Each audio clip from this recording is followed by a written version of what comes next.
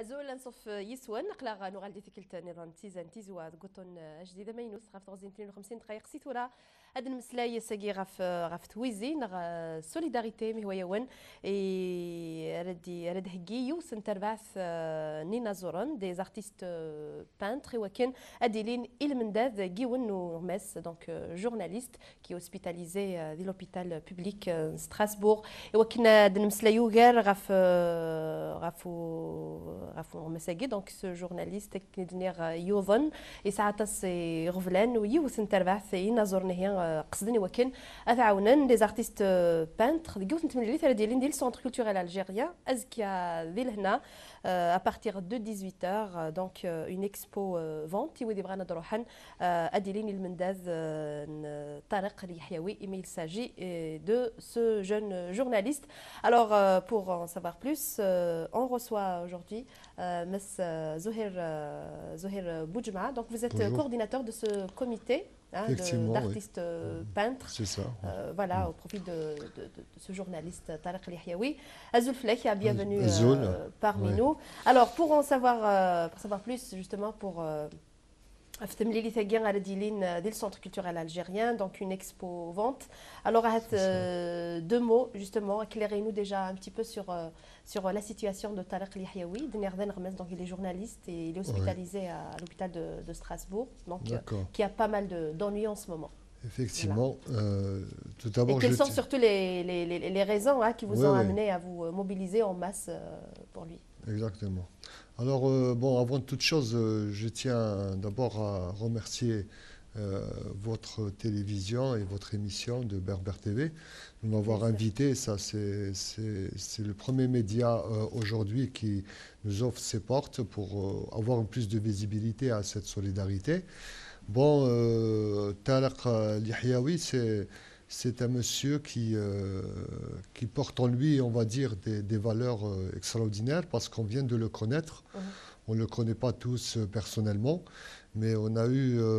Et tout est tombé comme ça en urgence. Voilà. Justement, vous allez nous parler un petit peu de sa situation qui témoigne de cette urgence-là. Exactement. Ça a été quelque chose qui a un peu fait boule de neige par rapport à son soutien. C'est un monsieur qui est président d'une association en Algérie et fondateur, représentant de l'association des malades en Algérie, de la maladie spina bifida. Spina bifida, voilà. C'est une maladie orpheline congénitale, très rare. Très rare aussi, exactement, qui n'est pas soignée en Algérie. Mais alors lui, il défend en quelque sorte un peu plus de 500 cas de ces malades en Algérie. Il est venu au mois d'octobre, plus exactement le 23 octobre, en France, invité pour participer à une conférence avec la Fédération internationale de cette dite maladie. Et malheureusement, en arrivant juste en France, le sort a décidé autrement. Il tombe malade, il a une infection d'urgence. Il a été hospitalisé à l'hôpital de Strasbourg. Et depuis, les médecins, sur place, ils ont jugé qu'il devait rester immobile et il était intransportable, vu que son mal a pris un peu plus d'ampleur. Donc là, il est vraiment immobile. Oui, immobile, c'est-à-dire qu'il ne bouge pas de sa chambre, même si on le déplace un peu de son lit jusqu'à la chaise roulante, il faut qu'il soit assisté et accompagné. Il subit des tensions vraiment... Oui, parce atroce, déjà au niveau de l'hôpital. Oui, à un moment donné, il a, comme on dit, ça va, heureusement que nous, en tant que comité de soutien, on est en contact avec le professeur qui le suit, qui est une personne quand même assez très intéressante par rapport à l'approche des soins. Seulement, c'est vrai qu'aujourd'hui, Tariq se retrouve dans une impasse parce qu'il est en quelque sorte en détresse. L'assurance qu'il a pris en charge quand il est venu en voyage... Il avait une assurance, donc, quand il est rentré en France, il était muni d'un visa et d'une assurance. Très juste, c'est quelque chose de très classique. Seulement, par rapport au parcours de ses soins, là, il se retrouve complètement abandonné par cette assurance algérienne. Et c'est ce qui l'a mis complètement dans l'embarras et dans une détresse totale. Bon, alors Est-ce que c'est normal de venir comme ça avec une assurance qui nous laisse tomber C'est pas normal, parce que lui déjà, quand il est venu, Tariq Yahyaoui, il a des béquilles comme ça. Mais il arrivait quand même à marcher. Voilà, il marche comme ça, bon, c'est un peu son truc. Maintenant, s'ils ont vu en lui quelqu'un d'handicapé qui ne pouvait pas marcher ou il y a des difficultés, je crois qu'on n'aurait dû pas lui donner des assurances. Pourquoi on lui donne l'assurance pour ce qu'après... Il savait qu'il était malade, il était handicapé, il était malade, donc à tout moment... Exactement. Voilà. Et c'est ça ce qu'on ne comprend pas, nous, en tant que comité de soutien. Ce qu'on n'avait pas compris, pourquoi ce genre de comportement de cette institution, en sachant, parce que c'est ça un peu le truc qui fait un peu mal, en sachant qu'il y a d'autres personnes, ça il faut le dire, hein, c'est une réalité, comment se fait-il qu'il y a d'autres cadres haut placés en Algérie, quand ils viennent en France se soigner, ils n'ont jamais ce genre de soucis. Et quand il s'agit d'un citoyen aussi respectable comme M. Tariq Yahyaoui, qui est journaliste, il a fait beaucoup de choses en Algérie, parce qu'il travaille un peu dans le réseau culturel. C'est quelqu'un qui est assez connu quand même par son travail. Et en plus, il est président de cette association. C'est quelqu'un il a beaucoup donné à ces malades-là. Et on voit maintenant qu'est-ce que c'est le retour des choses. Et c'est ça qui nous fait un peu mal. Alors, humainement, on s'est mobilisé. C'était un peu grâce aux réseaux sociaux. Justement, comment vous vous êtes rencontrés pour mettre en place cette solidarité. Mettre en place ce noyau qui prend de l'ampleur. Je l'espère en tout cas. Oui, on l'espère parce que là, on a fait une première action, c'était le 27 janvier. On s'est rencontrés, on a ramené nos peintures, on a fait une journée de rencontre et de solidarité. C'était grâce à une certaine dame, une compatriote franco-algérienne, Madame Nassera Triki, qui a un restaurant au 15e. Elle nous a dit, ramenez vos peintures, on va faire une rencontre ici pendant une journée et réfléchir comment on va... Parce qu'il fallait trouver la manière et la formule... la formule adéquate. Alors on a réfléchi à une action très naturelle et très spontanée, c'était nos peintures. Alors on a dit chaque artiste... Donc là, l'artistique... c'est-à-dire c'est cet acte naturel et humain de donner une partie de soi qui est une œuvre d'art. Alors on s'est proposé à faire des petites œuvres comme ça pour qu'ils ne soient pas très chers et les mettre en vente. Et ce qui va revenir de cette vente, on va le donner à Tariq parce qu'il est dans une déchéance totale. Et notre souci, c'est ça, que c'est lui rendre sa dignité humaine. Parce qu'on le sent complètement... Parce que là, il risque à n'importe quel moment de quitter la chambre d'hôpital il n'est pas à l'abri. Se retrouver... Très juste. Et l'urgence, elle est là, justement. L'urgence, elle est là. Alors, l'histoire, elle est simple. C'est que par 2-3 copains comme ça dans l'association, au début, c'était M. Tariq Yahyaoui, le peintre ici en France. Il a eu son contact avec lui par téléphone, parce qu'il le connaissait un peu avant. Et c'est comme ça qu'il a diffusé l'information en premier. Après, ça a fait boule de neige. Et après, c'était beaucoup plus une solidarité au début des anciens des Beaux-Arts. Donc avec Kemal Yahyaoui, qu'on salue. On le salue, bien sûr, et qui est quelqu'un qui est plein d'humanité. Et à partir de là, il y a plusieurs anciens des Beaux-Arts, des années 80, etc., même 90.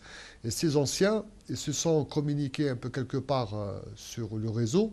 Et après, on a essayé de réfléchir quoi faire dans l'urgence, parce que c'est un problème d'urgence. C'est une situation d'urgence.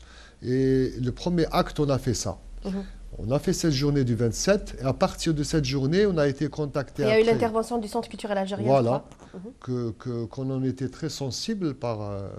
M. Yasmina Khadra, le directeur, et Amina Far, qui nous ont appelés au téléphone, qu'ils ont entendu parler de ce mouvement de solidarité. Ils nous ont dit, voilà, nos portes sont ouvertes, c'est un compatriote qu'il ne faut pas laisser comme ça tomber. Je vous offre l'espace pour vous prolonger votre solidarité comme il faut. C'est devenu une petite chaîne d'espoir pour Tariq. Tout simplement, Alors là, on a accroché nos peintures dans le Centre culturel algérien, et ça depuis le 6. Et là, donc le vernissage aura lieu demain. Demain, voilà. Demain à partir de 18h. Exactement. La journée de demain, elle est très importante parce qu'on va avoir beaucoup de monde. Et je profite par votre canal de télévision pour lancer l'appel à nos compatriotes, surtout ceux qui sont sur Paris, de venir, d'essayer de faire ce qu'ils peuvent. Déjà, leur présence, elle est aussi importante. Et sur place, ils verront qu'est-ce qui est en train de se faire autour de Tariq Yahyaoui et participer à cette soirée qui est fraternelle et solidaire. Donc vous êtes à moins de 25 artistes. Voilà, là on est 25. Bon, aujourd'hui on est 25, mais on a quand même on a eu des appels, ça fait 3 jours de ça, quand même de 7 autres artistes, d'ailleurs qu'on ne connaissait pas vraiment. Parce que dans la liste, il y a des anciens des Beaux-Arts d'Alger, il y a aussi des artistes français qui sont d'Île-de-France et de Paris, qui se sont joints à nous. Il y a aussi des personnes un peu de la nouvelle génération, quoi, qui ont à peine 20 ans. Et ce mélange d'artistes de plusieurs générations, il y avait un seul souci, c'est comment venir en aide à Tariq. Voilà. Voilà. Donc maintenant, la priorité, c'est la situation dont il se retrouve, Tariq. Voilà. Et donc venez à nombreux, on lance un appel à tout le monde, à tous les gens qui nous regardent. كنا عرضنا روح مزكا au centre culturel algérien ديما ديالي le vernissage كنا دني غني قريب 30 ينازورنا ريلين. C'est une expo vente, hein, donc c'est ça. Alors on a les petites c'est des petites œuvres qui ne sont pas à des prix pas du tout chers. On l'a fait exprès, c'est pour que les gens peuvent encourager Tariq et acheter ces petites œuvres. On a aussi, je voudrais bien le signaler, l'association de Bazar, Bazar Poétique, qui propose à vendre leur deuxième recueil de Convergence au profit de Tariq, qui regroupe quand même plus d'une trentaine de littéraires et de poètes. Avec M. Rabia. Hein, voilà, M. Rabia, M. Kader Rabia, qui est d'une volonté extraordinaire, ce monsieur. Et voilà, il y a aussi Nassera Triki qui offre le buffet aussi pour cette soirée, toujours au profit de Tariq. Et avec cette ambiance bon enfant, on espère voilà, porter cette aide et ce soutien nécessaire. Et on compte aussi faire le 27 de ce mois une soirée artistique, voilà, donc avec pas mal d'artistes. Donc la soirée, voilà, c'est le 27. Donc le vernissage aura lieu demain, voilà, à partir 14, de 18h, donc au Centre culturel algérien. Et il y aura une suite, toujours dans le cadre artistique. Donc cette fois-ci, c'est la peinture. Et la prochaine action, c'est à travers la musique. Hein. Voilà. Là, c'est vraiment l'artistique qui est... il n'y a pas, voilà, exactement, il n'y a pas mieux que de l'art pour porter... Qui est au service de l'humanité. Hein. C'est très beau à... Parce que si on part du principe qu'un artiste, quel que soit, qu'est-ce qu'il fait, qu'est-ce qu'il crée, s'il porte en lui cette humanité de créateur, voilà, et d'une image d'un être humain à notre être humain, je crois qu'il est le plus habilité à être là et soutenir les choses sans se poser de questions, parce qu'il s'agit d'aider un autre être humain. Exactement, voilà, ça reste... سلام غتصر دي روح نزكاو سنتر كولتوريل الجيريان وكان هدف كما فوس نتلل تي طريقه اليحيوي دونك كي est vraiment très très malade ويتحرك راثن دي سبيطار دي ستراسبور هكا نسلام هذه قوه فوس المعاونه على يتي سفغان سي تفاث en attendant voilà en attendant à تفلوث مسلت définitivement donc merci beaucoup, M. Zohair Boudjouma, et bon courage et surtout bonne continuation. Merci beaucoup. Voilà. Alors, on va rester dans l'artistique. On a évoqué un artiste, c'est M. Yahyaoui, Kamal Yahyaoui, qu'on a eu le plaisir de rencontrer. Donc, on a regardé le reportage Tim Lili في غادي لان كنت غاد كمال يحيوي كسوني وطاسي نظرني وكان أدروحنا دعونا المزياقي كنت تراجوني هذه السنتر كولتوريل الجيريان كنا عرضا أدواليم الريبورتاج غادي لان ذيك التاقيه لك كمال يحيوي أدنو غال سينا كين الحريش ويسين تدولتنا غلو كدين في النظام كمال إفليس لديه جنون نسايوث نتمليليث لكديوث نتي دوكلا نظام أكل أدنى مليليث من بعد الغوبورتاج كي تلميرث مسبوج معك ميرسي أجل فلاونك يا روت مورث. Je suis très heureux de partager cette exposition d'abord avec Odile et avec Ali. C'est des peintres que j'apprécie énormément et je remercie aussi Belkacem Tatem qui m'a donné cette chance de revenir en force. Donc je suis très content de partager cette installation qui est l'Amant de la rue. L'Amant de la rue, c'est une installation que j'avais conçue en 2006. En 2006, parce que ça s'est passé dans la douleur. Pourquoi? Parce que je revenais chez moi et j'ai trouvé un SDF mort, avec ses bouteilles, avec ses assiettes, avec ses cendriers et avec tout ce qu'il a à côté de lui. J'ai essayé de le réveiller, je n'ai pas pu le réveiller, j'avais peur de faire quoi que ce soit. Donc j'ai appelé les pompiers, ils sont revenus, ils ont constaté sa mort. Et c'est pour ça qu'il y a l'échiquier de la mort derrière.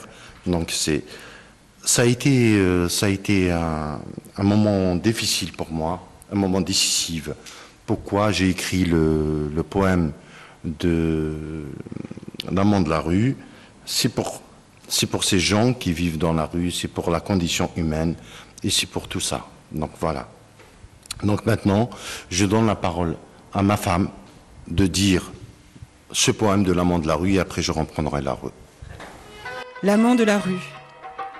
Mes semelles jonchent le trottoir serpentin, là où loge un homme dépourvu d'âge, assis sur un bloc d'années de cendres tremblantes.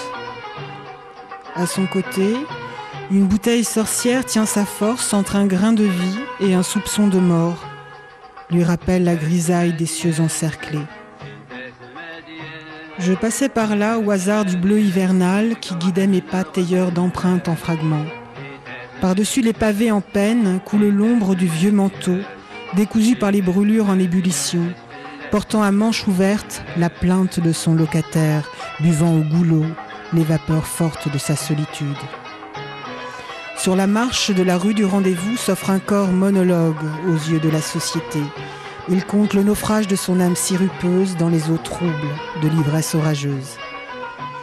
Aspirant les maladresses des regards accusateurs, il surgit de la gueuse et prend les passants à témoin. Ils sont nombreux à chaque instant de rue à s'écrouler contre un trop-plein de cris amers. La mort les réveille pour céder au suivant le bail du suicide. Nul n'a de lien pour les pleurer, nul n'a le temps pour les regretter, et ils s'en vont avec leurs histoires tatouées sur leur peau morte. Kamal Yahyaoui. ولا مدهي في مزيك انت كيما فهمها مليحه كمال تساديان تقدر راني نجوني موسن ذي برا في قد سما داس حبيب بوفريد انا نفرا حبيب نفرا فوالا دونك سي لا في دو سي جون كتمتثنيه لاس هذيك بردان سقراعتين نسن صدفسي نسن لي سوندغي نسن وتيمزيك انت قيت اماكن مهافت الشطوح ليش طاح لنا الرهبه هذيك داير تسمى لي شيكي دو لا مور باردون وي لا مور دونك الموت بيل بيان لا يوشو وي ويدي تمتثن دي قريب انك تمتثن ناس اغرب الغرفه توعر دونك توعر الغرفه دونك خمغ في سيداكيا يموتن يغاضيه ذا تونسيه يغاضيه دونك وقمغ اون ثاني دور حنا مطول مي بصح سي savez, moi je travaille la condition humaine. Tous les gens démunis de force, de peine, de tout. Moi je travaille les gens qui sont là et qui sont là pour des raisons qui sont légitimes. La légitimité de l'âme, elle existe, bien et belle, dans la peinture, dans l'art, dans la poésie, dans tout ce qu'on peut donner. Je respecte tous les gens qui respectent les gens les plus démunis. Parce que j'aime ces gens-là. وقثن وحداس أثن والي يسعى شكار هذا قران هذا قران بيك ساعة أثن ثلاثة قراثين والي ثباليستس مسكين محمد روبرون تافاليز كاتب ياسين لا يكري محمد برون تافاليز أنو يغران محمد برون تافاليز il faut donner إلا قاس نتفكاض يسم يرقزنا كي يكتبن il a écrit Nejma, le polygone étoilé, les ancêtres au double de férocité, la guerre de 2000 ans, Palestine trahie. يون اي ثاني قاثني ثاني مسكينه ثاني يروح لاموند لا روني يروح هذس تضبسيين aussi donc تضبسيين كي نتي روحنا لضبسي c'est pour ça que je l'ai appelé, je l'ai intitulé je suis pas dans mon assiette. D'accord. Je suis pas dans mon assiette. Donc il est dans l'assiette مسكين يسعى على شايج. Il a rien à manger. اي تنادي il cherche quoi manger. Le pauvre après il est mort dans sa faim. L'échiquier de la mort, oui. L'échiquier de la mort, il n'est pas encore tout à fait fini, mais bon. C'est l'échiquier de la mort, de net. Donc c'est toujours, ça continue.